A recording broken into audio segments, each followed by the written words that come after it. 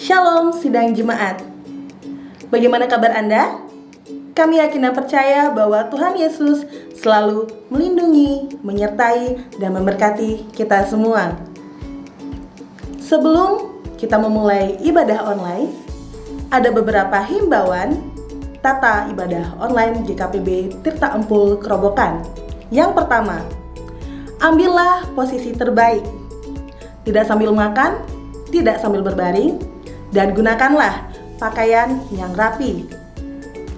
Yang kedua, dihimbau untuk setiap jemaat tidak hanya menonton saja, tetapi setiap jemaat juga mengikuti setiap ibadah layaknya seperti ibadah minggu di gedung gereja.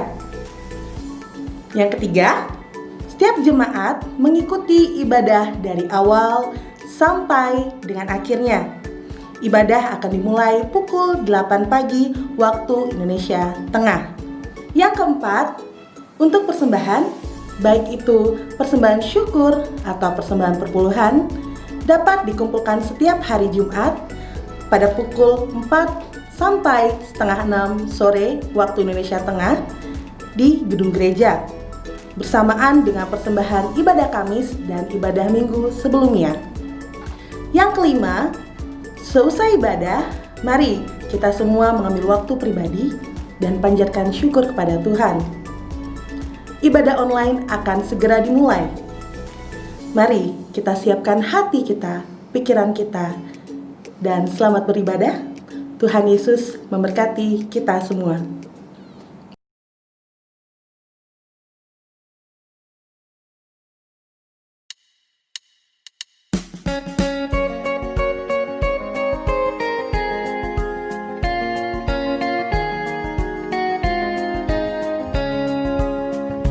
Rindukah engkau mendapat berkat Tuhan yang penuh di seluruh hidupmu?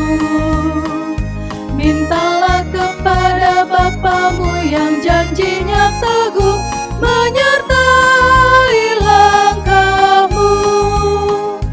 Roh Kudus terus meluap di hatimu, karena Tuhan berpesan, bawalah bejanamu. Roh Kudus terus meluap di hatimu, pun dengan kuasanya.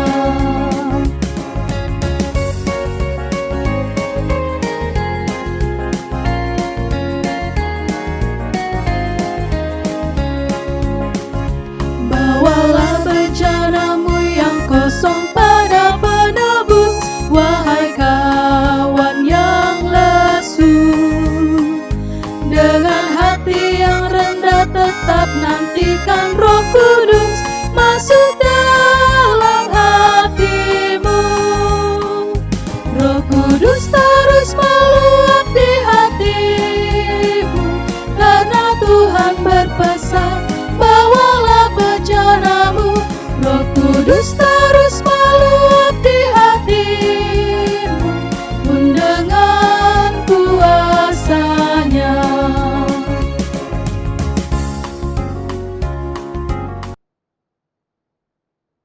Saudara-saudara yang dikasihi dan diberkati oleh Tuhan, saat ini marilah kita mempersiapkan diri untuk masuk pada pemberitaan firman Allah.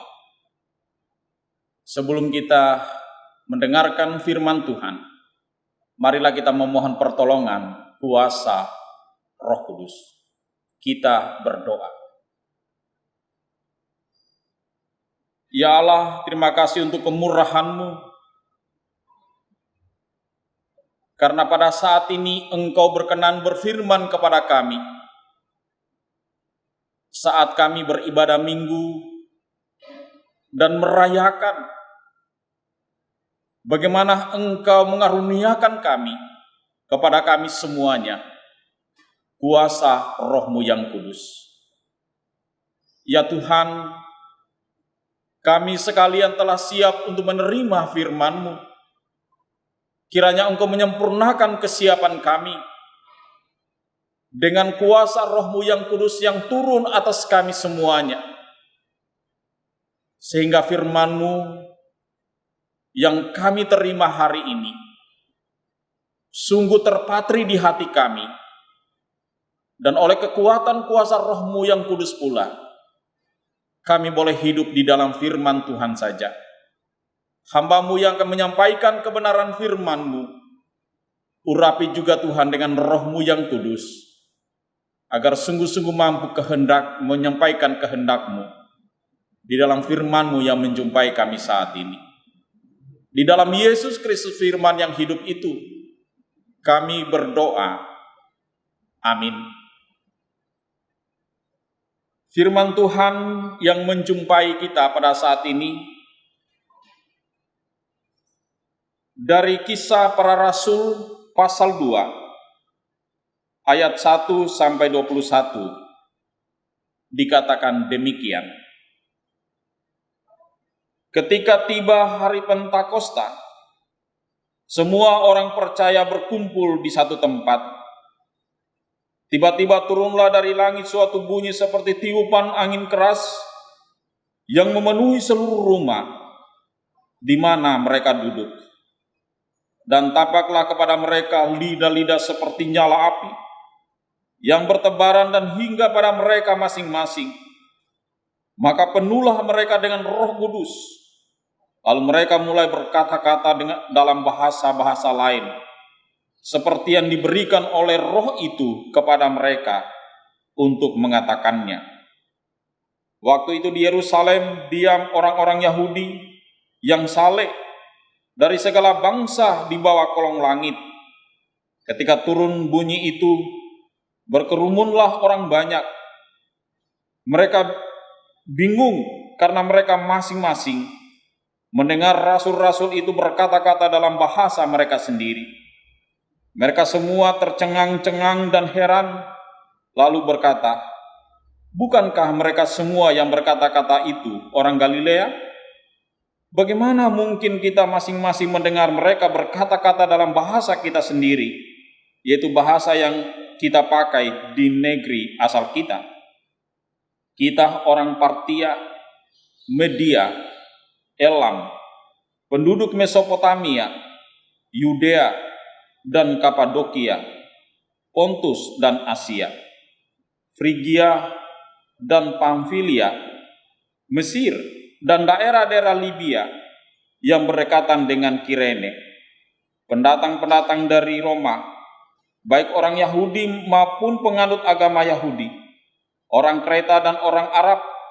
Kita mendengarkan mereka berkata-kata dalam bahasa kita sendiri tentang perbuatan-perbuatan besar yang dilakukan Allah.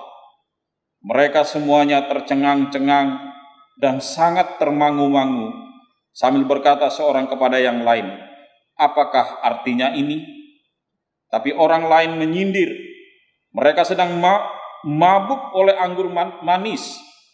Maka bangkitlah Petrus berdiri dengan ke-11 rasul itu, dan dengan suara nyaring ia berkata kepada mereka, "Hai kamu orang Yahudi, dan kamu semua yang tinggal di Yerusalem, ketahuilah dan camkanlah perkataanku ini.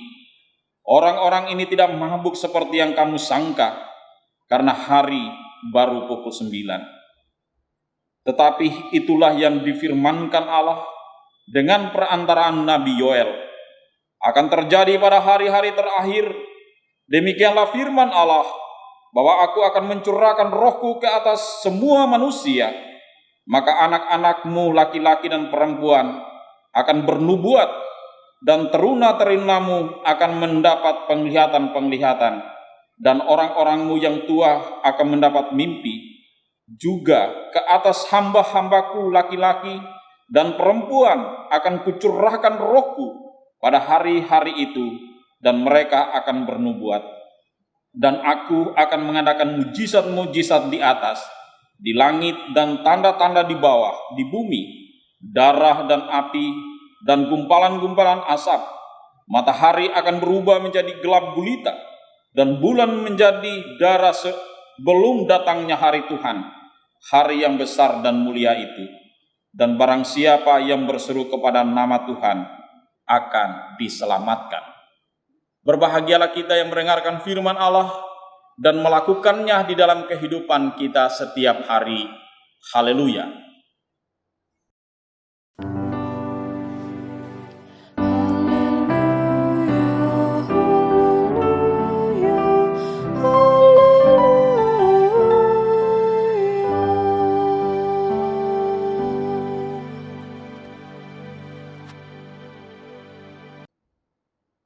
Saudara-saudara yang dikasihi dan diberkati Tuhan, Introitus yang berkata demikian, bukan dengan keperkasaan dan bukan dengan kekuatan, melainkan dengan Rohku, firman Tuhan semesta alam. Sakaria 4 ayat 6. Saudara, sesungguhnya pesan firman ini pertama-tama ditujukan pada Serubabel. Dia rupanya adalah cucu dari raja keturunan Daud yang diasingkan, yaitu Yoyakin. Bisa dilihat dalam Esra pasal 3 ayat 2, Matius 1 ayat 12. Ia dilahirkan dan dibesarkan di pembuangan di Babel pada masa pemerintahan Persia. Ia ditunjuk untuk menjadi gubernur Yehuda dengan tugas khusus untuk membangun bait Allah atau bait suci. Tentunya saudara, ini bukan pekerjaan yang mudah.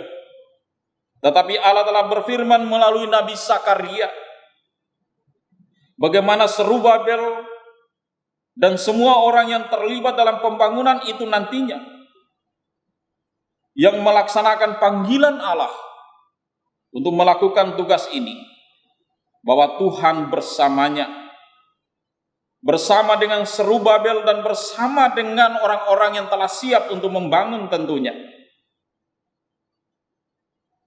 Bagaimana ia harus mengandalkan Tuhan saja dalam setiap tanggung jawab dan panggilannya. Saudaraku, dalam Alkitab ada satu kisah yang dapat mengingatkan kita bahwa sesungguhnya manusia tidak dapat berbuat apa-apa tanpa Tuhan. Dan ini telah diingatkan kepada Serubabel agar ia sungguh-sungguh mengandalkan Tuhan. Dan Tuhan berjanji untuk memberikan Roh-Nya di dalam melaksanakan semua tanggung jawab itu. Kisah yang dimaksud itu adalah kisah Raja Nebukadnezar.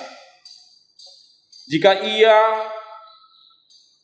kita memperhatikan bagaimana ia berkuasa dan bagaimana kekuasaannya menjadi besar, sesungguhnya bukan karena ia yang hebat. Semuanya karena perkenanan Allah, termasuk bagaimana bangsa Israel pada masa itu ditaklukkan dan dibuang ke Babel. Contohnya dalam Yeremia 25 ayat 9. Sesungguhnya aku akan menggerahkan semua kaum dari utara. Demikianlah firman Tuhan, menyuruh memanggil Nebukadnezar Raja Babel hambaku itu. Aku akan mendatangkan mereka melawan negeri ini, melawan penduduknya dan melawan bangsa-bangsa sekeliling ini, yang akan kutumpas dan kubuat menjadi kengerian, menjadi sasaran suitan dan menjadi ketandusan untuk selama-lamanya. Jadi saudara-saudaraku yang dikasihi oleh Tuhan, Nebukadnezar menjadi orang besar dan bagaimana kerajaannya menjadi luar biasa. Semuanya itu karena Tuhan yang berkenan. Tetapi saudara, pada akhirnya kita tahu Nebukadnezar lupa akan semuanya itu. Dan dia menjadi pongah. Inilah yang membuat dia kehilangan atas kerajaannya, dan keturunannya pun tidak memperoleh apa-apa. Dan kematian dari Nebukadnezar begitu tragis. Dan ini kita bisa baca di dalam Daniel pasal 5 ayat 30 sampai 32.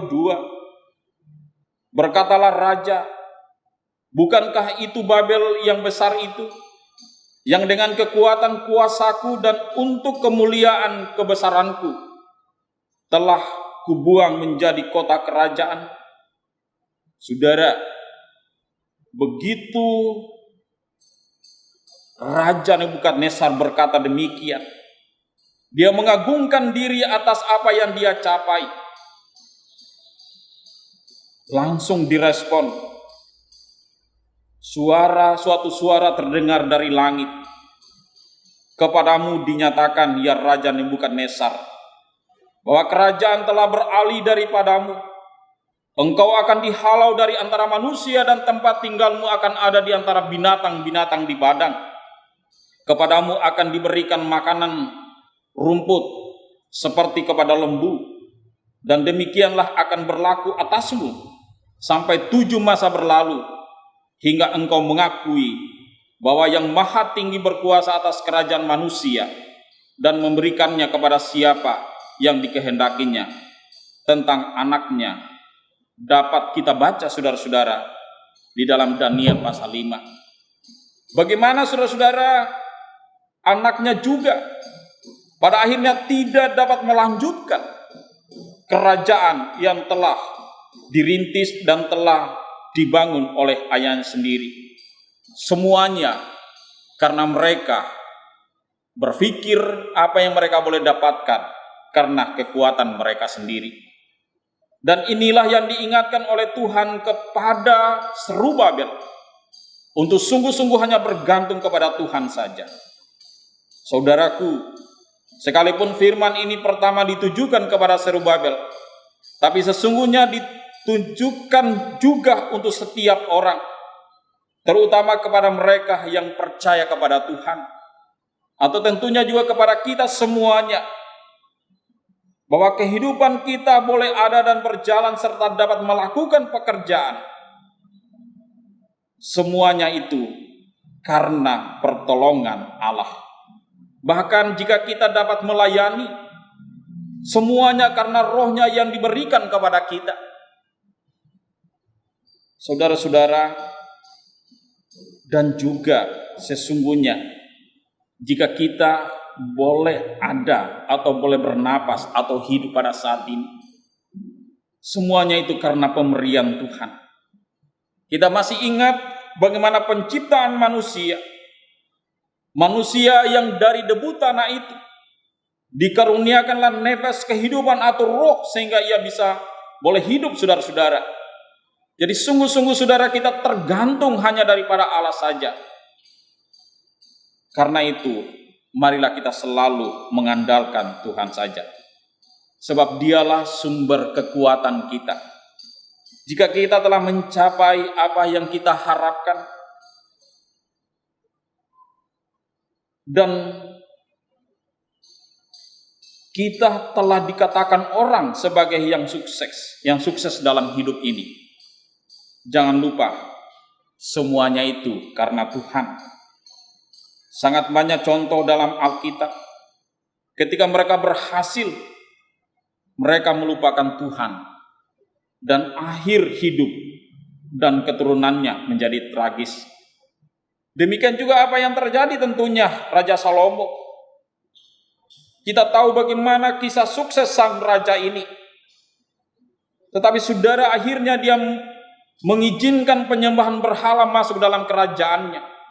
Dan salah satu konsekuensinya, kerajaan Israel pada saat itu akhirnya terbelah menjadi 2.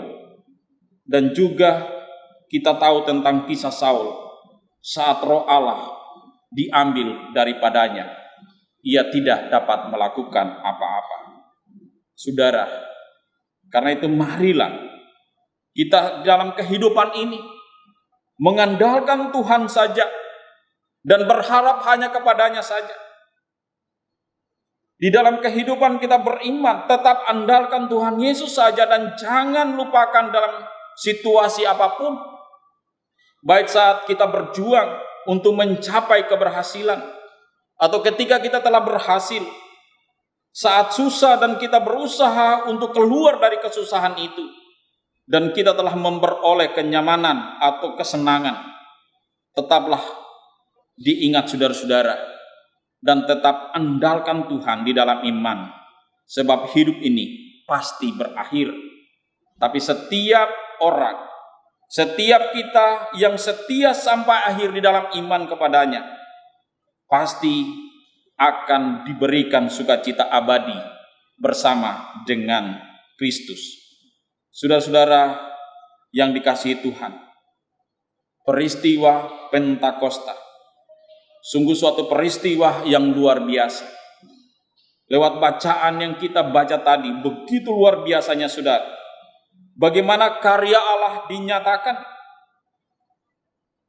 Atau saya mau katakan bagaimana demonstrasi kasih Allah yang tidak sifatnya sementara, tapi suatu peristiwa yang begitu luar biasa kuasa itu dinyatakan.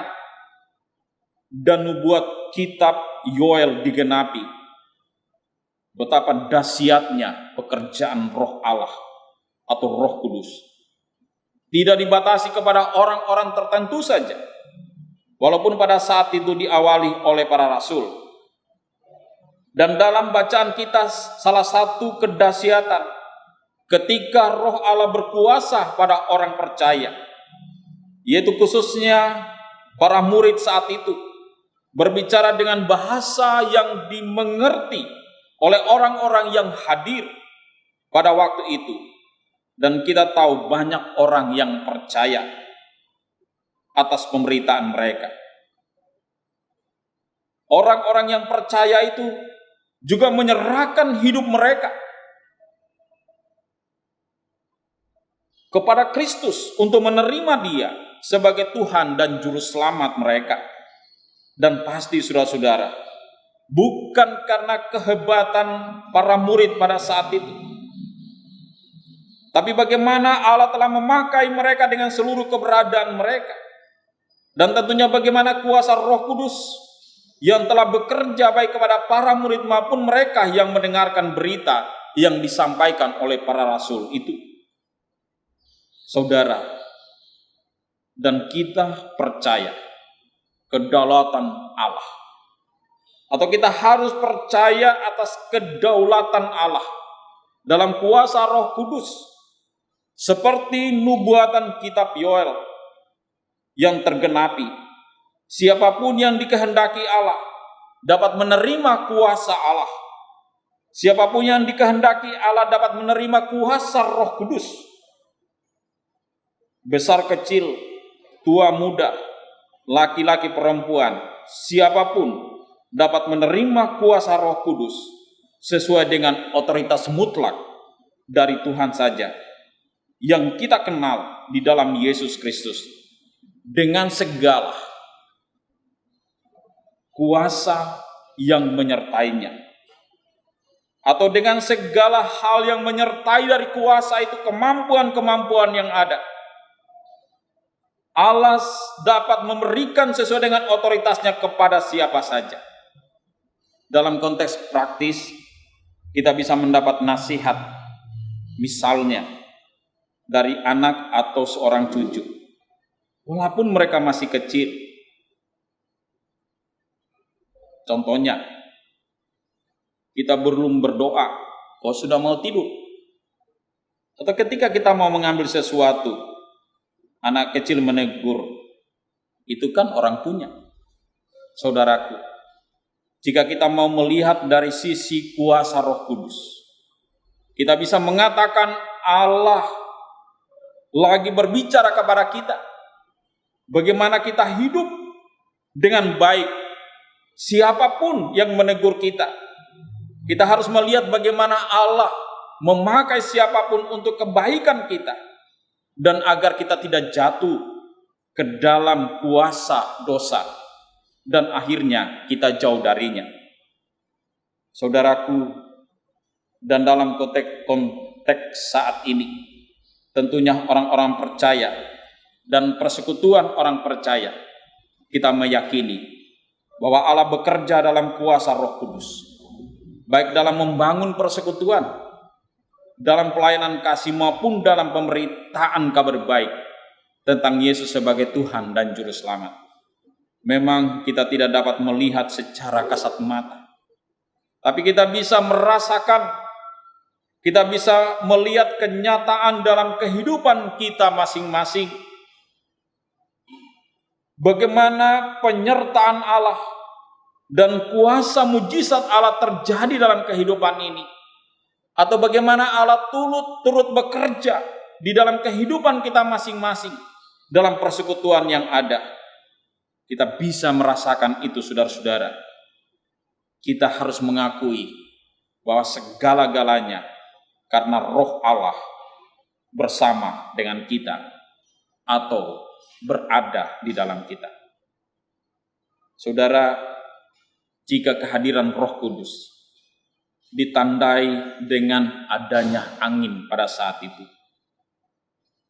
ini bisa kita maknai atau bisa menjadi pesan simbolik bagi kita bahwa kuasa Roh Kudus sungguh ada dan kita rasakan walaupun kita tak dapat melihat. Angin kita tidak dapat lihat, tetapi kita bisa rasakan bahwa ada angin.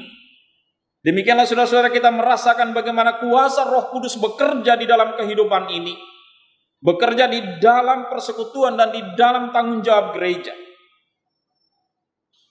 Jika juga kita membaca Roh Kudus bagaikan api atau lidah api, ini bisa kita maknai secara simbolik bahwa kuasa Tuhan sungguh ada dan selalu bersama kita. Dalam iman kita bisa merasakan kehangatan kasih Allah, kehangatan kuasa Allah bersama dengan saudara dan saya.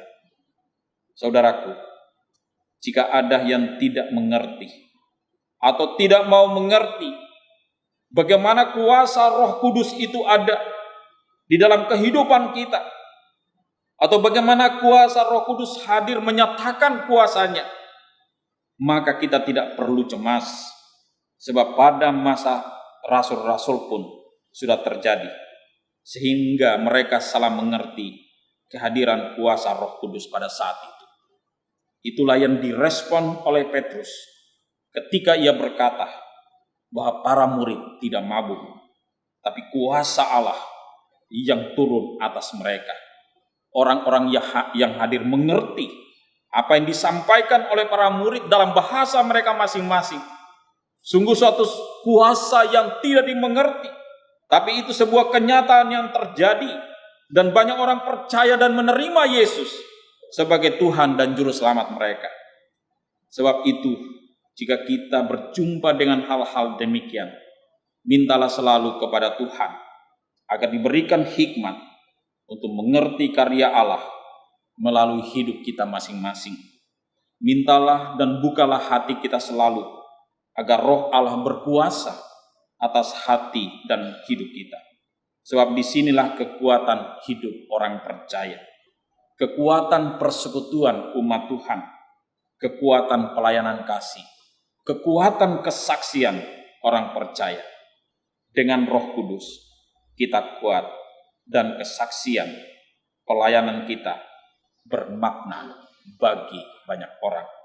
Roh Kuduslah yang menolong kita, saudara-saudara, dan itulah yang selalu menguatkan kita. Selamat merayakan Hari Pentakosta. Tuhan Yesus memberkati.